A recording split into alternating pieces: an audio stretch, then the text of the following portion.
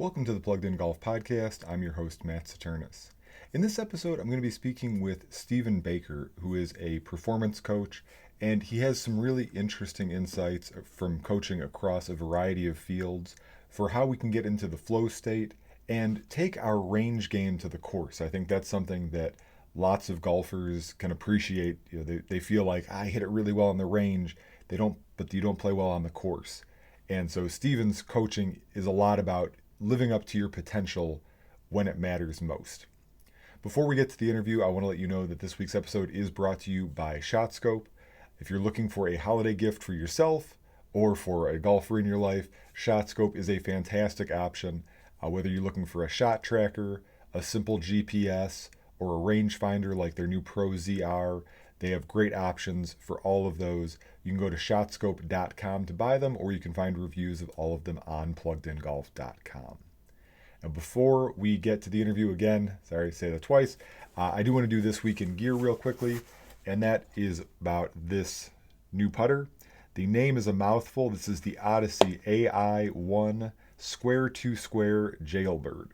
So you can see this is the jailbird shape that is really popular on tour right now. Ricky Fowler was using it for a while. Lots of guys have used this.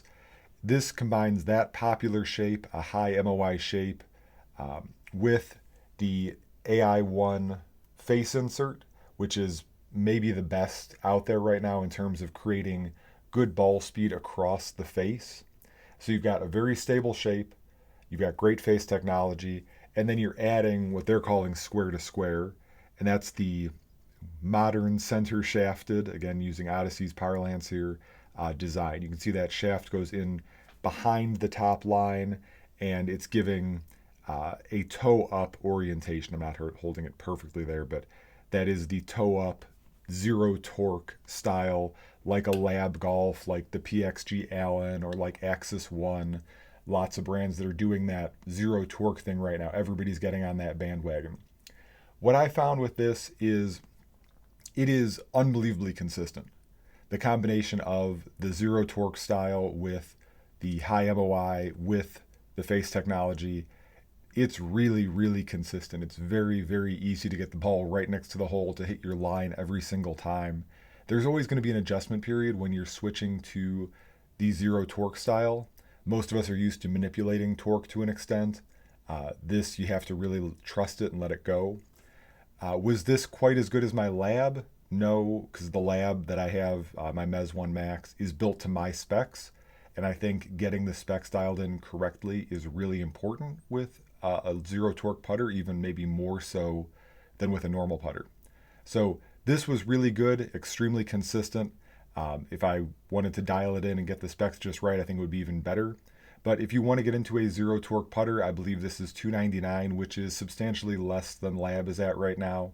So something you can go to any store and try and see if all of the hype around zero torque is for you. So with that, I will turn this over to the interview with Stephen Baker, our performance coach. We're now joined by Stephen Baker, a performance mindset coach. Stephen, thank you for coming on the show.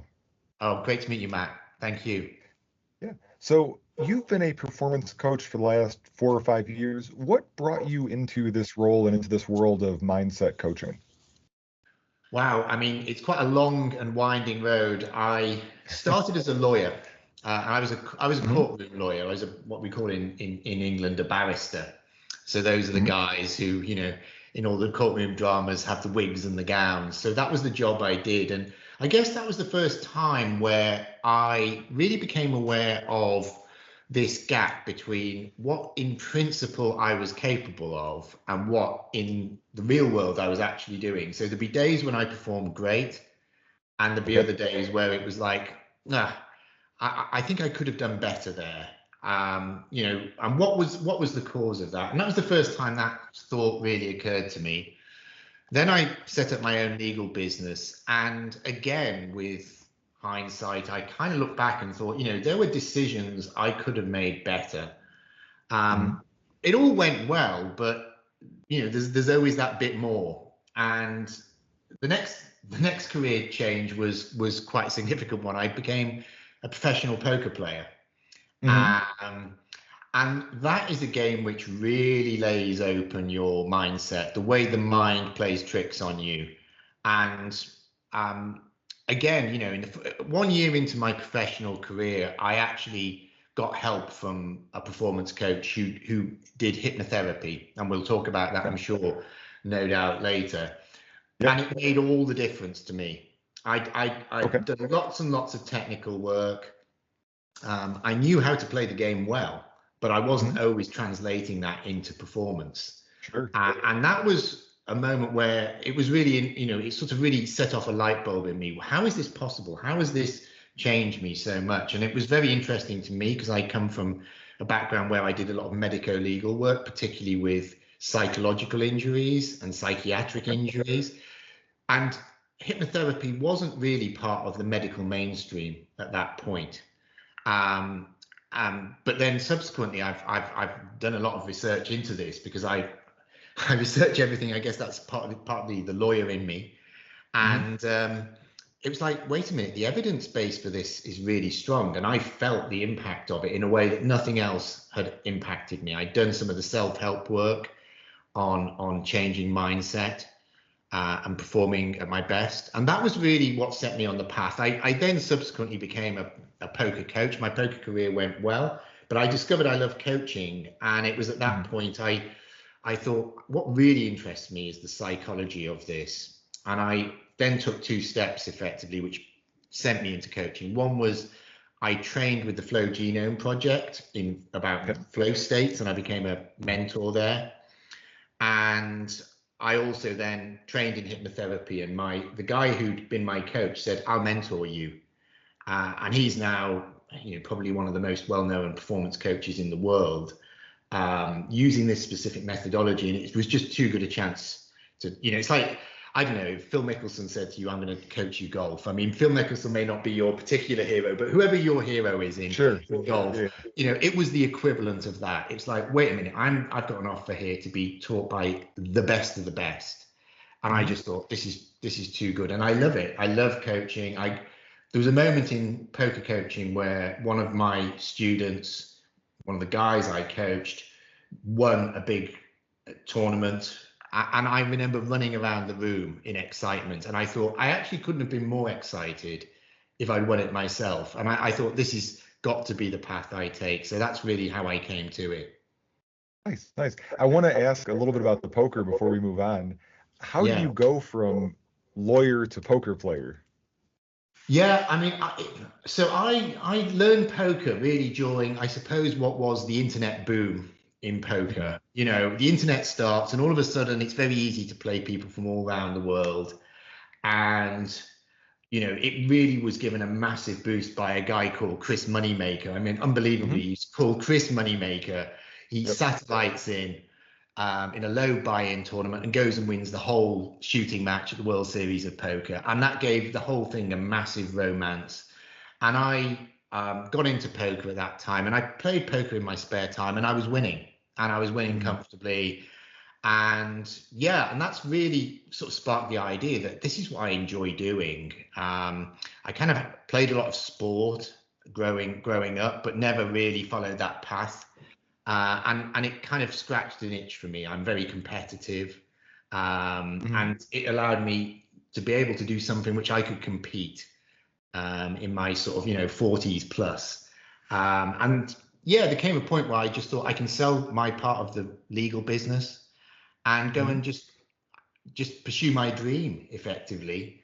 And I really enjoyed it. It was, you know, basically 10 great years. Mhm. Um, but it definitely had its challenges. You know, it really lays open any mental cracks you may have. And I didn't think I had any. I thought I was completely bulletproof. But in a Sure. sense, it's driven me to where I am now. And you know, I can then, when I speak to clients, I can be very aware of the kind of challenges they face, and that's across all sorts of fields. It is professional sport, but it's also, I work with a lot of clients who are entrepreneurs. I work with a lot of clients who are very keen to improve their performance at work, but also, for example, I've got clients who love playing golf and they say, I want to improve both. Mhm. Tennis, I got lots of clients who are into tennis. I love tennis. I mean, I get a heck of a lot of poker players as well. Yeah. So yeah. Yeah. What similarities do you see between poker and golf? Because I think one thing you said earlier about not getting the most out of your game and knowing you could play here, but then seeing yourself play here, I think a lot of golfers relate to that. So what similarities do you see between the two games? In all of the things I'm talking about, the emotions get involved, right? And this is the essence of performance and mindset coaching. There is very often a gap between what we are in principle able to do and what we actually bring to the game we're playing. And that game can be, I use game in a very broad sense, but it can be golf, but it can also Hmm. be trading. You know, I get a lot of trading clients who are like, good God, why did I sell my position there? I knew I shouldn't. Mm. And I listened to your episode where you talked about building an awareness around your own golf image. And Mm. basically, we have these narratives, don't we, that we take to whatever we do. Um, and what the performance coaching does in all of these fields is firstly bring that awareness at a conscious level, and then it tries to correct those narratives where they're unhelpful. Mm. Um, so, you know, we all know that what happens is, for example, in golf, you know, we'll go up to the ball and our mind will start saying things like, what if I miss? Uh, Hmm. how will this look if I mess this up to my playing partner? I'm Right. no good. I'm no good on this hole or in these conditions or at this type of shot. All of this stuff comes into your head, and guess what? It's not helpful. This happens in poker as well. You know, people will talk themselves out of making a play which is mathematically correct. You know, they know from all they've studied that this is a what we call in poker a plus EV play. In other Hmm. words, the expected value should be positive. And in the heat of battle, they'll talk themselves out of it and they'll freeze. And this is something we talk about it in the poker psychology and the professional psychology in sports generally. It's choking, and it's a really well studied phenomenon, and it applies across all of these fields. It applies when people speak in, you know, on public meetings. You know, Hmm. there's lots of people who struggle with that, and at the heart of it is a lack of emotional control. And Mm. what my coaching does is address that through various means. It's one level is the application of flow states, and there's a lot of work done on that now. We know more about the brain in the last 20 years than we've learned in the previous 2000 years, Hmm. and we now definitely know which levers to pull in terms of making people perform better mentally. Hmm. And one of the interesting things that happens in a flow state is this there's something called transient hypofrontality, which is a bit of a mouthful, Yeah. but basically what happens is the prefrontal cortex, which is the thinking part of our brain, which is also somewhat associated with ego and emotions, is actually downgraded, and we get out of our own way in a flow state more. Okay. Yeah. Um, and that's kind of, you know, you read like a lot of the sports psychology books, the Bob Rotellas, the Timothy Hmm. Galways in tennis. What they're really saying is get out of your own head, just swing. Yeah. um you know, and that's like one of those things where it's like, yeah, I'd love to do that, but how? Because my mind's not letting me. And Right. the two big tools I use are teaching people how to get into flow states more often, and the other one is hypnotherapy, because very often there's a very personal, specific reason why somebody feels a particular pressure in certain circumstances. It sometimes goes back to sport in childhood, for example, in a sports context, or if somebody has to speak publicly, they might have had a classroom episode where I had a client whose teacher had mocked him for when he had to Mm. read out something in class. And guess what? He wasn't very good at speaking in public, and he had to for his job. Um, Yeah. so these are the kind of patterns we unravel, and effectively this is common. You know, that's why I have clients, as I say, who will sometimes come to me with a business problem, something they need to solve there, but we'll also talk about their hobbies. Hmm. So we'll talk about their golf or their tennis. Paddle's increasingly common now, but yeah, and poker is another big one. Yeah. Now, in speaking specifically to golf, you kind of hinted at it there, but what level of golfer do you typically work with? Recreational? Do you go up to professional? What are the different, where are All, you most often? all of the above. Hmm. I think in terms of a numbers game, there are more recreational golfers who are serious about their golf, but are basically business people or entrepreneurs, traders. So I get that a lot. But Hmm. yes, I mean, I also get people who are, young golfers at the beginning of their career. I think this is one of the best gifts you could give a young golfer. I mean, I have to say, I wish I'd had all of this kind of training myself at the beginning of my career, Sure. um, because your mind is, yes, it's your biggest friend, but it can be untrained, quite an enemy at times. Yeah. Um, and yes, I work with a number of professional sports people across a number of disciplines, golfers, tennis, lacrosse, something Hmm. I have to say, I don't know a lot about lacrosse, but the issues are effectively the same. Hmm. I had a client in that field who just wouldn't make the shots he knew he could make. And we did work on that. He didn't like going, also, he didn't like playing in away games. He found it very uncomfortable. And, again, we did work on that. So this is work which applies across disciplines. But yes, in terms of golfers, really, it's a real cross section from the pro right down to I mean, it's clearly going to be a recreational player who takes their golf seriously, right? Hmm. But one thing I would say is, I mean, I think a lot of us, and I'd include myself in this historically, spend a lot of money on our clubs in the Hmm. hope in the hope that it will improve us. But investing in your mind, the way your mind works on the course, will yield a real dividend. Yeah. Yeah. And now that kind of hints at the answer. And I think I know what you're going to say, but I'd like to hear you say it. Um, I'm sure some people are listening to this and say, well, that's for other people, that's for golfers at a different level. What level of golfer would benefit from working on their mind? I think with all of this, you have to have a basic core level of skill. Now, that doesn't have to mean, okay, you're only going to really benefit if you are already a very, very good golfer. Mm. But I would say, look, let's just talk about flow states.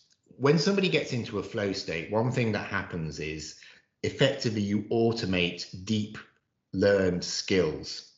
Now, if Mm. you haven't learned the skills at a basic level, you probably won't be able to get into a flow state in any meaningful sense. Um, for example, if you really don't know how to swing a club at all, if somebody puts you in a bunker or you put yourself in a bunker and nobody's told you how to swing your club differently when you're playing a bunker shot, guess what? You ain't going to be in a flow state. Right. What your mind will say is, I don't know how to do this, Mm. and it's right.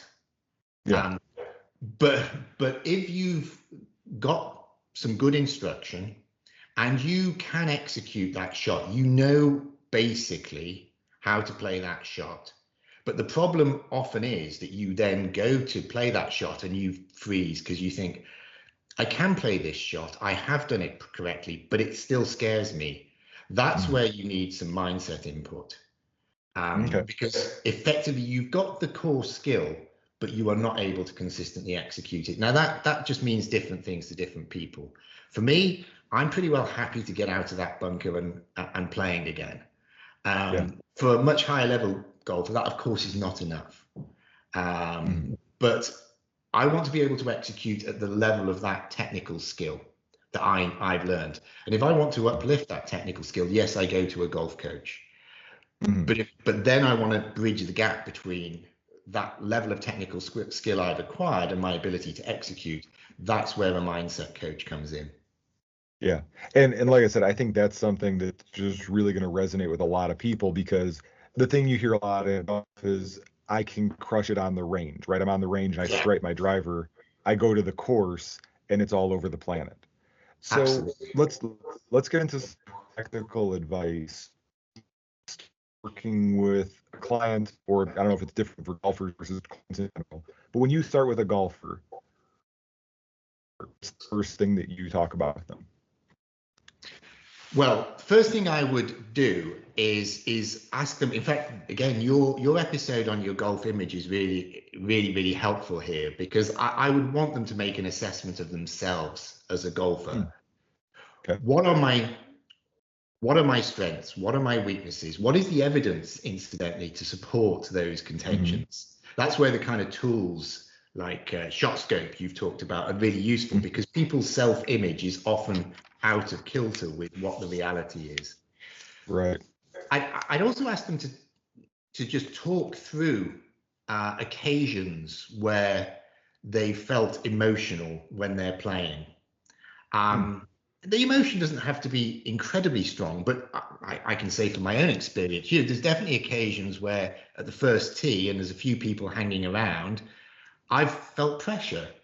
Mm-hmm. Uh, I know in my local course is a course called Minehead, not far from me. It's a links course, and as you turn back in towards the clubhouse, there's a hole where you're right next to the sea, and if you get it wrong, if you slice it a bit, it's going to go on the beach.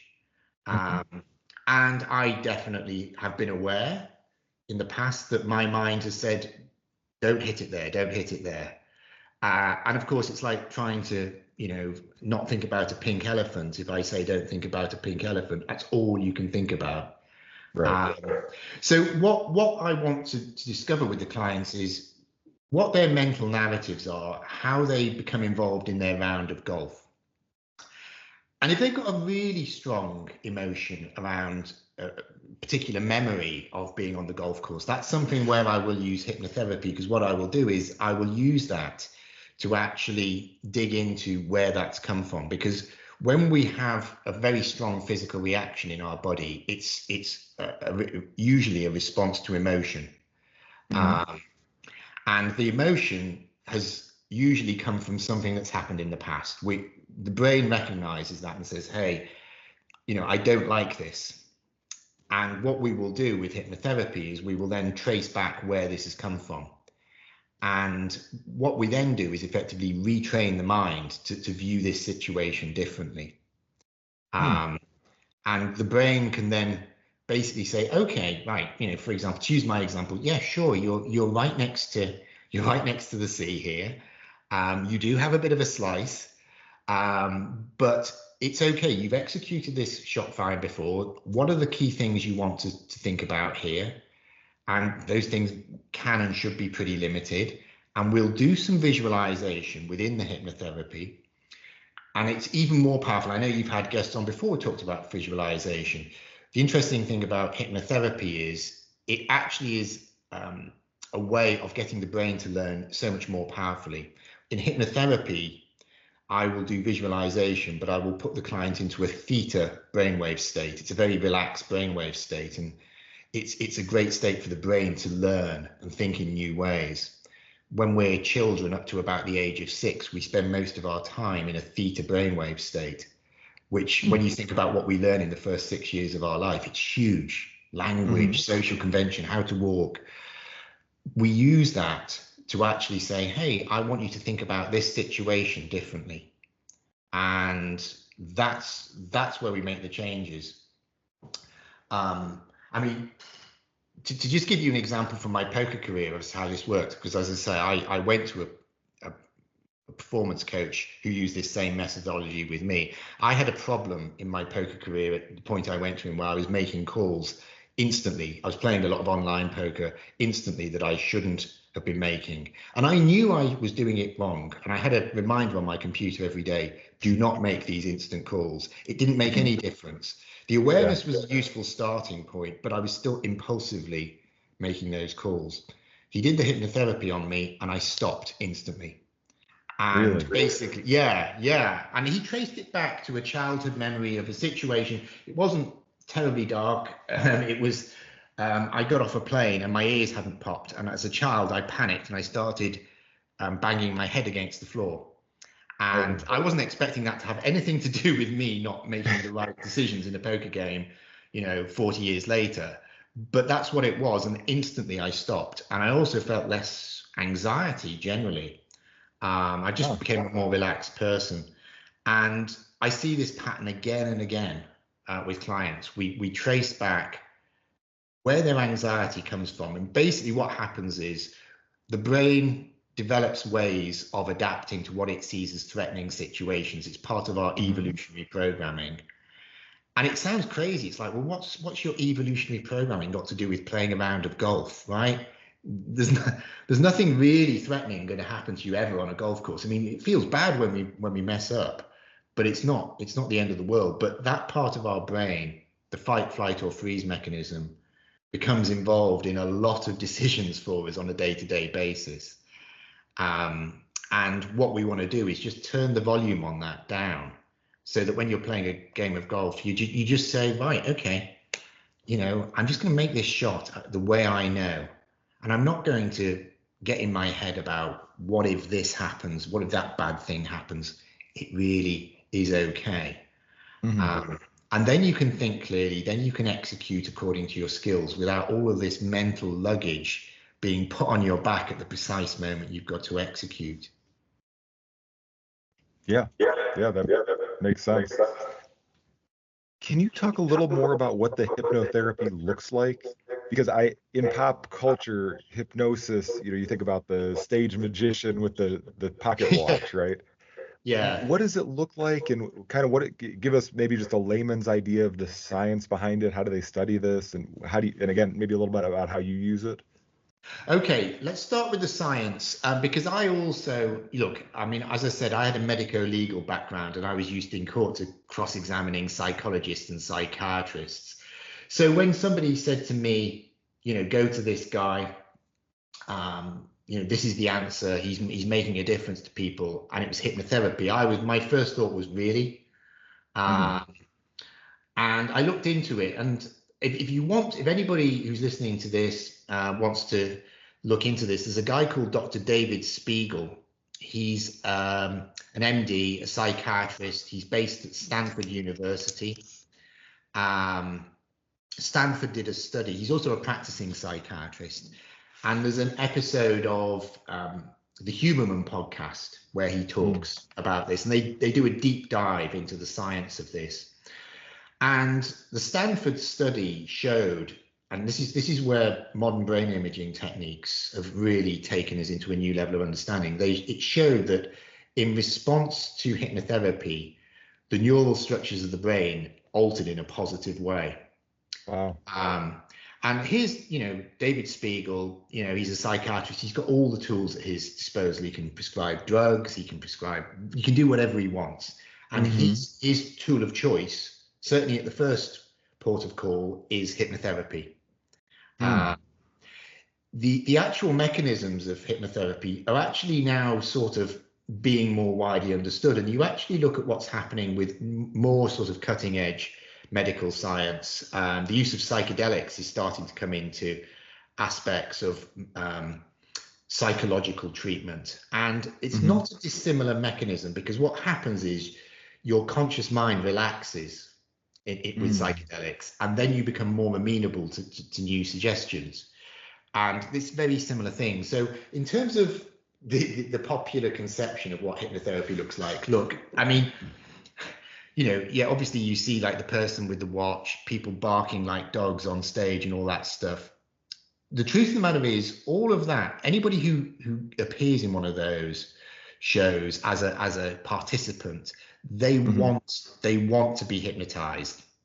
They're up for it. So it's not a case of mind control. All that really happens is we relax your mind.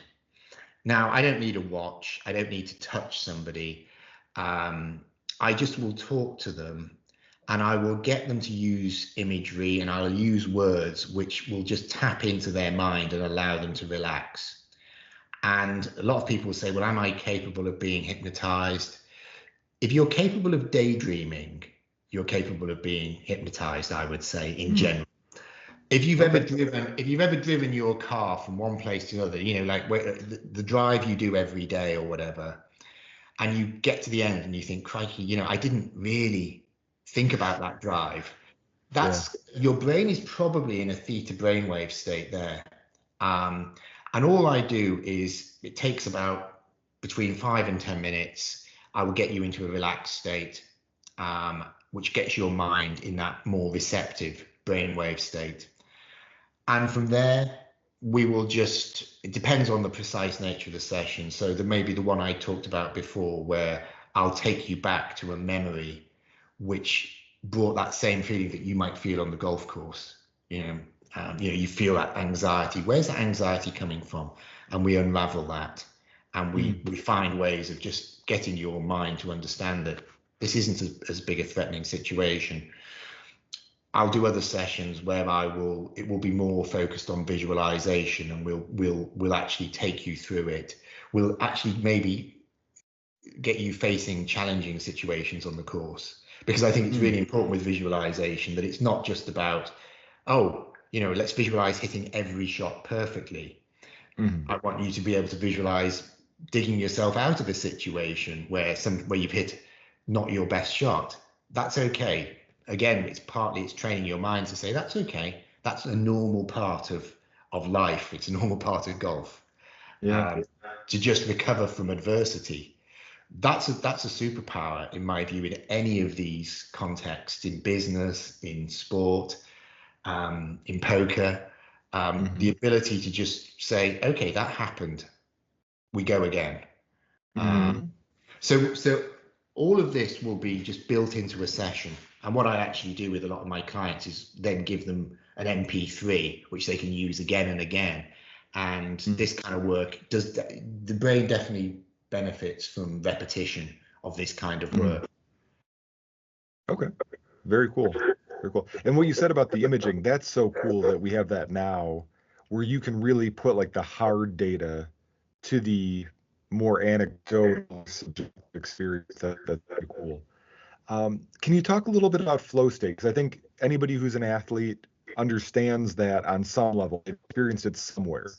But you're talking about getting to it on command, which is pretty amazing. Yeah, I mean, flow states, again, modern brain imaging techniques have allowed us to understand a lot more what is actually happening in a flow state. I mean, the modern understanding of flow states really started with a guy called Mihai Csikszentmihalyi, who wrote the book Flow. He's the late Mihai Csikszentmihalyi, and he's a psychologist. And he started to recognize that you could make these flow states more or less likely. There's now been a huge amount of information and study done on this. And the interesting things is that flow states allow us to increase our skills at an exponential rate.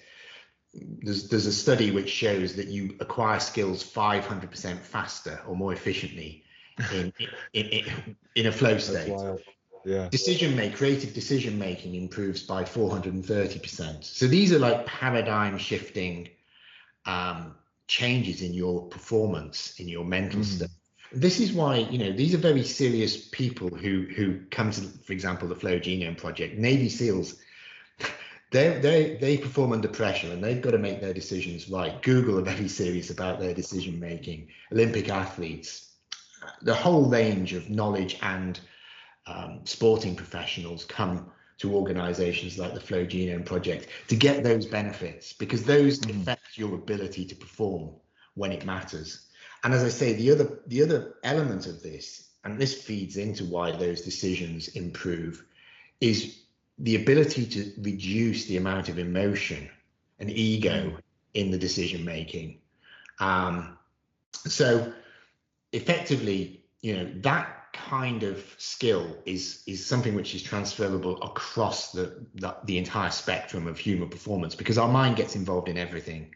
No matter how physical your sport is, the mind plays a part. I sense it every time I play tennis. If I'm tossing up that ball for match-winning serve, then it's a bit harder to toss it the full height and stretch the full height. Sure. I feel it, I can still remember a hole I played at the local course where it was in a competition, and I wish I'd had these skills then, because I managed to three putt from basically no distance, and it mattered. It mattered.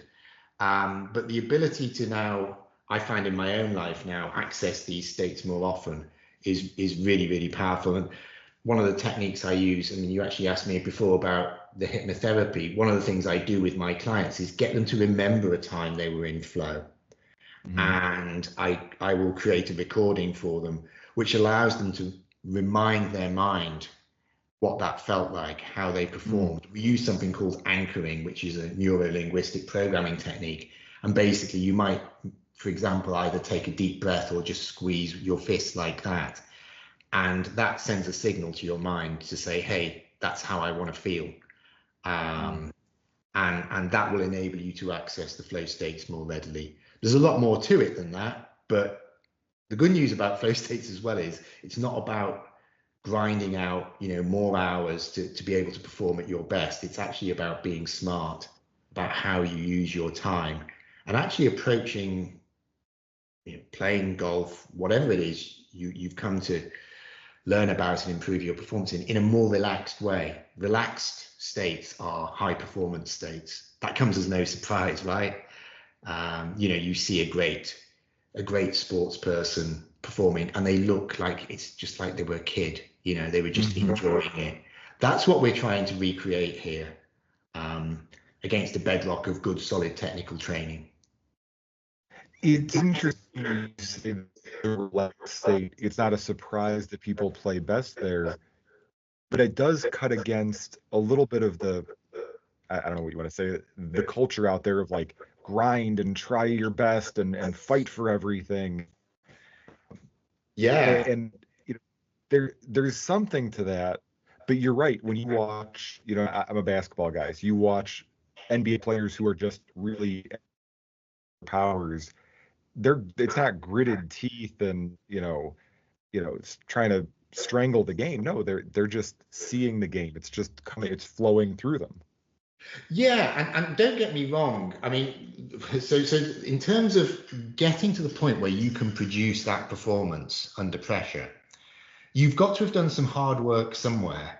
Sure.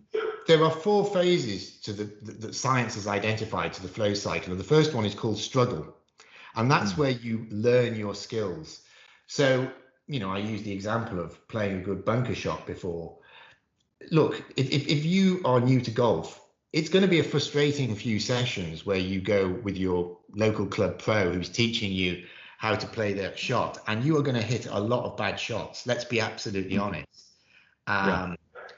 And you have to go through that. What happens in a flow state is you automate the skills you've learned, but those skills have to be learned at some point.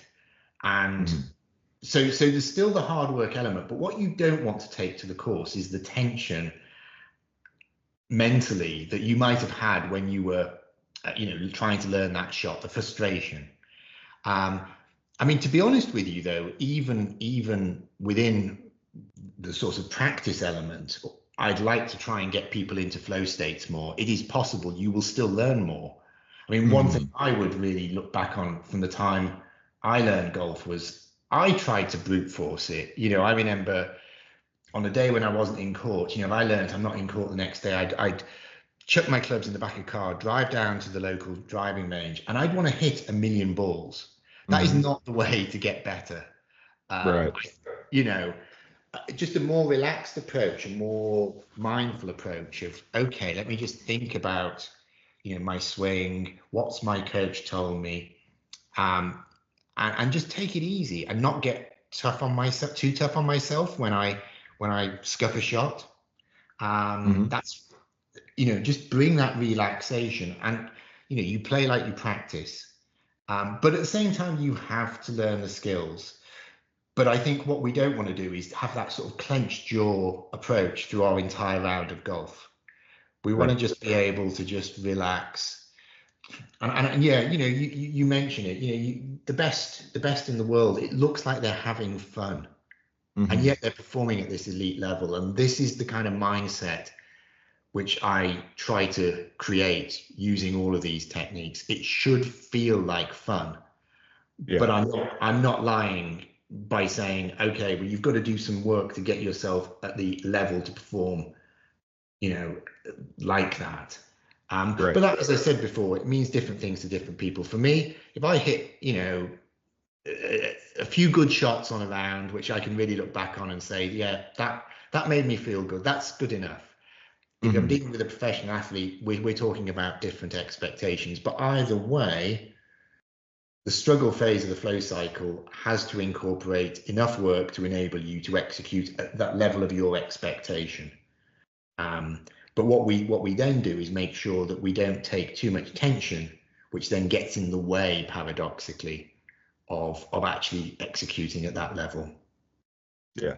Well, I love that. I think that's a great point to kind of put a bow on this, because I do think a lot of times the mental game can be portrayed as, oh, if you just fix your mind, everything's going to happen. And you're saying, no, we've got to have the technical basis. You've got to work, but then this is what's going to unlock the performance. Absolutely. I mean, the mental game work is not a magic pill. Mhm. If you just go onto the golf course now, having not practiced for 6 months, guess what? You're gonna hit some bad shots.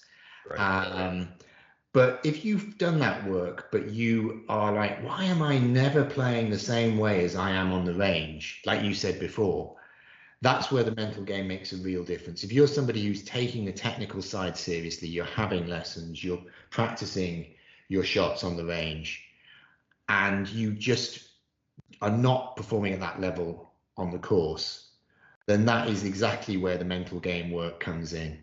That's where we can make a real difference. Yeah.